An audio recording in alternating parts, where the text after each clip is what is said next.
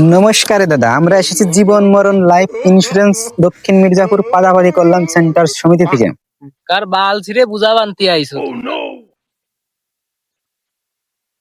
না দাদা, কারো বাল ছিটতে আসেনি। আপনি আপনার জন্য একটা জীবন মরণ ফর্ম তৈরি করে রাখতে পারেন। ধরুন হঠাৎ আপনি বাইক চালিয়ে যাচ্ছেন, পিছন থেকে একটা গাড়ি হঠাৎ করে এসে আপনার পুটকি তুলে ফাটিয়ে দিয়ে চলে গেল। আমার তো বাইক নেই। তাহলে ধরুন আপনি সাইকেল চালিয়ে যাচ্ছেন। আমি তো এখন সাইকেলে যাই না, আমি তো এখন অটো করে যাই। আচ্ছা বাবা, এখন আপনি অটোতে করেই যাচ্ছেন।